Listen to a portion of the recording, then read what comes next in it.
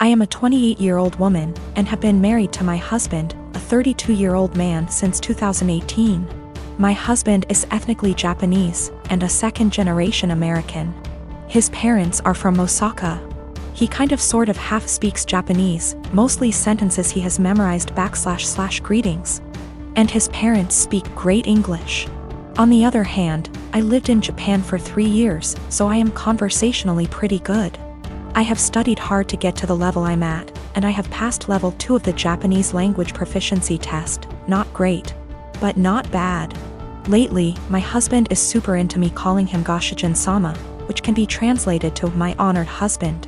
It's extremely unusual to call your own husband this, as it is usually reserved for other people's husbands as a respectful term. But it's kind of an anime / Japanese geek culture thing. I was okay with it in private because it makes him happy. Last week went to his parents' house for dinner, and on the way over he asked if I could call him Goshijin-sama all evening. I immediately shot his idea down with a firm no, because that would be super embarrassing. His parents are native Japanese speakers in their 60s. I'm not going to subject them to what you'd pay a waitress in a maid cafe $20 for a cup of coffee to call you. To be honest, I don't think my husband really gets how the phrase is properly used, despite his insistence. He kept trying to convince me, reminding me that he is Japanese and knows what is proper. Despite the fact that I speak better Japanese than him, but I was having none of it. I just shut down and tuned him out. We got there, and sometime into the night I called his name to ask if he wanted a drink. Despite him being in hearing range, he ignored me. I said it again, and this time he looked at me, gave me this pleading shrug, and then turned back to the TV. I didn't get him a drink and just got myself one. A while later, I said his name again, and he audibly sighed. He told me that he wanted me to call him what I call him at home. To which I responded I would most certainly not be calling him what I call him at home. This was all in front of his parents, by the way. On the car drive home, I told him that I wasn't going to call him Goshijin-sama anymore because he can't draw the line between fun, playful couple stuff and his parents. He has sulked for the past week and I don't even know what to do. Normally I would not even consider the possibility that I was wrong here, but he's normally a very rational, reasonable, and respectful person. I feel like I'm being gaslighted and don't know what to do. My brother and I do not get on. When we were younger he'd go out of his way to make my life a living hell. To my parents' credit, they did tell him off for it when they caught him, but they both worked long hours and didn't have the energy to deal with our arguments. This continued into adulthood. He was salty that he failed his college course the first time around. There was a bad argument in our family a while ago and it all started because I refused to decorate my brother's living room. I won't go into too much detail, but he wanted a pretty hefty discount. I said no and he threw a tantrum. Instead of being a grown-up and talking to me, he decided to hook up with my toxic ex-girlfriend and the mother of my child. I can't go into a lot of detail about what she was like, but she was not a nice person. She never really bonded with our son when he was born and I was left to do everything by myself. She eventually walked out on us and refused to have any contact with our son. She'll post on Facebook now and then about her beautiful baby boy to get sympathy votes, but that's about it. I have been a single dad for almost 3 years now and I absolutely adore my son, but it hurts to think that one day he might question why his mom didn't want anything to do with him. How am I supposed to explain that to him? Anyway, it bothered me when my brother told me they'd hooked up together. It hurt even more when he started dating her. It had taken me so long to get over what she did to me and my child, and now my own brother was bringing her back into my life. Yesterday we had a family video call. Parents are high risk and we're not taking any chances. When my brother decided to announce that he and my ex were expecting, I just froze. I didn't know what to do or think. I could feel myself starting to cry a little bit and it got a bit harder to breathe. Eventually, I decided to just congratulate them and then made up some lie about needing to put my son down for a nap and left. I received a bunch of messages from my brother and his GF telling me that I stole their thunder. After I left, my parents and some other family members started worrying if I was okay, and not really focusing on their news. My uncle told me that I should have just been a man and stuck it out instead of making excuses to get out of it. After all, it was expected that our kids would be raised around each other. I feel like maybe I shouldn't have left the call, but at the same time it would have been worse if I'd stayed and had a full-blown panic attack in front of everyone. Some of the family members are split and have argued that I won't be able to avoid my brother and his family forever, but others believe I was in the right to leave that situation. I don't know what to think. My parents aren't happy, but they don't have the energy to deal with all the hassle my brother would cause. They actually cut him off for a little while when he started dating my ex, but he phoned them constantly and, again, can't go into much detail, but he said he'd do something not so good. They keep him at arm's length, but I have told them not to cut contact because of me.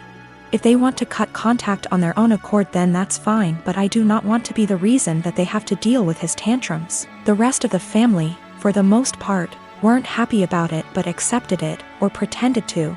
When they started getting a bit more serious, my uncle, who told me to be a man, thought it was funny. That's just the kind of person he is. Not for my sake, but for the sake of my son. I don't want to put him through all that. My mother is disabled due to a neurological disease. She was diagnosed in her late 30s, and I remember that she was sick and needed help. I used to really look up to her as a supermom who could overcome any obstacle. That was until my father died. My father died over 10 years ago when I was still in high school. At that time, my brother and I lived with my parents. I got a job when I was in high school after he left, cleaning the house, mowing the grass, buying food with money from work, paying bills when I could, the minimum wage is low, and cooking dinner for my mom and myself almost every night. My brother was rarely at home, except to sleep or because he needed money.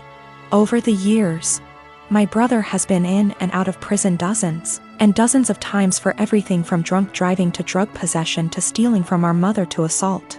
He is currently incarcerated. No one mentions him or expects anything of him, except my mother who, in violation of a court order for her own protection that she herself asked for, sends him money and speaks to him weekly as well as sends letters. Back to my father's death, a 7-month bout with illness. Almost 2 years after my father's death, I graduated from high school and went to college out of state. I sent money to my mom when I was in college, and I distinctly remember, for example, using my scholarship I got in December to buy Christmas presents for my mom and brother, because I knew they wouldn't have anything if I won't buy. No one reciprocated, but I did not expect this. To be honest, I didn't care either until it became the norm over the next decade. That very Christmas, I was barely 18 years old, and I was collecting pennies to buy a cheap refrigerator after I returned home for the winter holidays with gifts, only to realize that there was no food in the house. My brother, in a drug-fueled rage, tore down the Christmas tree I had bought and decorated and threatened to kill himself if I didn't give him the money because no one loved him, and that would prove that I cared. It is important to note that even during this time, my mother continued to let my brother, who became a criminal, back to the house. I'll try to skip my college and graduate years, but suffice it to say that I met my current husband and spent less and less time at home. When I was at home or when my husband and I were visiting, it was like this: clean my mom's house, buy mom food, cook for mom, take care of my mom. I was and remain very firm with my mother that I would not let my brother in my life as he threatened to kill me over the prescription cough syrup, threw me down the stairs and broke down the door to get to me, and some of the money I had at the time. I have no doubt that he will try to harm my child, my husband or me in order to get what he wants. He told me he would find me and he would teach me a lesson for his perception that I wronged him for not giving him money, and I have zero contact with him. I have blocked all numbers that have anything to do with him, including friends he calls from outside the prison. P.S. My mother let him take my number from her phone. I told my mom for years that I didn't want to have my brother in my life until he stopped using drugs for at least 1 year. To date, he is unable to do so. He stole tens of thousands of dollars from her. She always says she won't let him back into her house, but she eventually forgives him and the cycle repeats. The next year, when he was released again, she told me in no uncertain terms that he would not live with her, but admits that she keeps in touch, sends him money, and thinks it is the devil in him that makes him addicted. He will return. I offered to help my mom move closer to me since I live in many states. My husband and I even asked the realtor to come out and start the process of registering our house so we could find a house with space for my mom. My only stipulation was that she not drag my brother into my son's life. She categorically refused. She also refused to go to nursing homes, despite the fact that I went to her of my own free will and received excellent recommendations from her doctors. Now that she had surgery this week, my family is out of the slums. To be honest, I'm outraged by this. I had people who couldn't even send me a mutual Christmas card and told me that I was neglecting my mother, refusing to take time off from work and go to her place to take care of her. They don't care that I don't have days off and that I will most likely lose my job. One even stated that I wouldn't put groceries on my desk. I wouldn't work for such an employer. It's easy to say those words, but say it to my hungry baby. They said, "Who do you think took care of you as a baby?" And frankly, it hurts me. Sometimes you have to learn how to deal with life. You can't just ignore it because getting on with life means losing your job. Walking away from my toddler in his growing up years and taking care of my mother, I guess? You can probably tell at this point that I'm fed up. I am in a stalemate when literally the only surviving family members tell me to quit my job, my family, my young child to take care of my mom and help her. They also refuse to give a timeline, saying it will be as long as she needs it. I am expected to take care of her 24 hours a day, 7 days a week, no questions asked. I also feel strongly that they resent my mother for asking them to do me a service. Even though I have explained many times that I offered her to stay with us and have the operation here, at no cost to her, mind you. And she refused. In response, they tell me that she has the right to be close to her friends. I also tried to explain that by bowing to her at every call. They give her an opportunity, but they don't want to hear it. They don't seem to hear me when I try to explain that. For example, helping her get out of the physical therapy room a week and a half before her doctor's recommendation gives her an opportunity, and ultimately hurts her independence. She is used to everyone doing everything for her. For example, during the last visit she was very upset that I did not take her to Walmart, because she had to go there almost before the baby went to bed. It was not emergency. She wanted to look around. My mother, in all this confusion, has taken the position that although she doesn't want me to lose my job, a good daughter should take care of her mother. Frankly, I am very hostile to this statement, because my mother did not call me on my birthday before my father died. I tried to build some kind of relationship with my son. I always try to chat with them or talk on the phone. And in the last 12 years I can count on the fingers of one hand how many times she called me just to tell me about me, or my son, or ask how we are doing. If she does call, there is always an ulterior motive, money for my brother or for her because she gave my brother everything. I'm on the edge.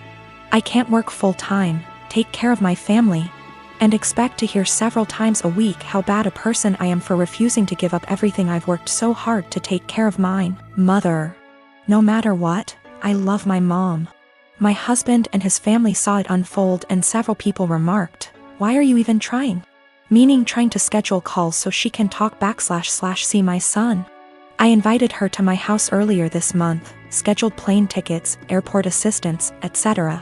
Just to watch her play on her phone or spend time playing with the dog instead of reading a book to my little one who just wanted her attention. Today, as if the last straw was needed, I called to check on her and she stated that she was going home against the doctor's orders because her dog needed her, because the dog was sick. First, he has a very minor skin condition that is almost 100% cured thanks to her friend giving him a prescribed ointment. Secondly, my little one got sick this week, meaning he didn't go to kindergarten for 3 days. And even after I told her about it, she never called to find out how he was. Just like she never called to check on him when he came down with the flu last year, or when he had a mysterious week and a half illness earlier this year that resulted in 4 doctor visits and a temperature of 104 degrees. I can't take it anymore. I am literally writing this as a last resort. My husband tells me not to talk to anyone. That's the whole family I have left except for one paternal aunt, because he sees me cry when hurtful comments and guilt come into play. He sees me trying to hide it from my child. But then I feel like I'm giving them what they want, right? Look at little Miss Potato. Such a bad person and so inept at dealing with life, she just chose to ignore us all. But I can't defend myself all day in front of extended family members whom I've seen for over 10 years. And in some cases over 2 decades. Nothing I say will ever be good enough. I was told in no uncertain terms that I was a terrible person because I refused to leave my husband and young child and move across the county to take care of my mother. Postscript: I am not subject to the FMLA. My employer is not large enough and there is no comparable law in my state. I have 1 day of vacation left due to my son getting sick earlier this year. My husband gets almost 3 times as many days off, so took many more days to take care of him. In general, I do not want to lose my job or look for another one. It's a good job, it's just limited to a small company. She refused to move in with me. Either my husband and I are building a mother-in-law, or we are moving to a bigger house. Any aid agency or nursing home. She hesitates about allowing housework, but contradicts herself on the matter, telling me that Susie can help her if she needs anything, or that she has friends she can call, or, more often than not, she does well and can take care of herself. She wants help, but only when she wants it and only on her own terms. She told me that she would not end her relationship with my brother. I managed to get her to agree to a consultation after my brother attacked her, stole her car and pawned all her appliances. She moved to a domestic violence shelter but declined to press charges. This happened when I was 7 months pregnant, and when I refused to drive 20+ hours in a car. I was told essentially the same thing that I am being accused of now. She justifies my brother's behavior. He hooked up with the devil, and he can't leave him. I've talked to the Adult Protective Services counselors, and it all comes down to the fact that she's an adult. She can make her own decisions. Her doctors, although they seem to agree that she may need help taking care of herself, refuse to state that she is unable to take care of herself. My son Simon, he is 16, moved out of the room he used to share with his little brother and got his own room a few months back. Ever since, he's been complaining about his mom barging in without knocking and interrupting his sleep and studying. Sometimes when he's changing.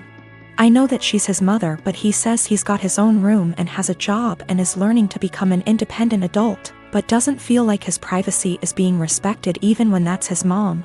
He says he's not a kid anymore and is entitled to at least get a knock on the door before she comes in. He was getting tired of her not listening to him, so he came to me and said, "Dad, you need to help me set some clear boundaries with Mom." So I spoke to her about her need to knock before entering Simon's room. She was like, "What? And no, we're family, not strangers. Do you really expect me to foolishly knock on the door 5 times a day? That's ridiculous. Also, the knocks doors in their own home?" I told her my family, for instance.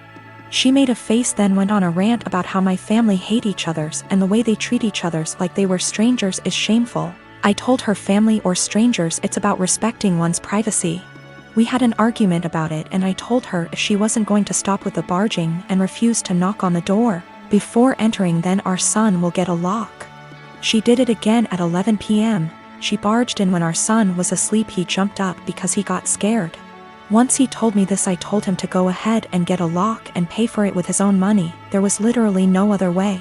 My wife saw it and got upset, and my brother was visiting when she was raising her voice at me if I really went ahead and got a lock for Simon despite her disapproval, and said that I caught her off guard and it's not okay. Because this teaches our children that they can manipulate one parent into doing what they want. I told her that Simon got the lock, not me, and I already warned her about the possibility of him getting a lock, because he was getting tired of her boundary crossing. So she should have expected this outcome. She mentioned the same above points in her defense and said locks mean secrets, and that's not good. My brother was sitting watching while she was complaining. She began chewing him out when he asked her to let Simon keep the lock and said it wasn't a big deal. She stopped talking to me and Simon till we removed the lock, but I've no intentions on doing that.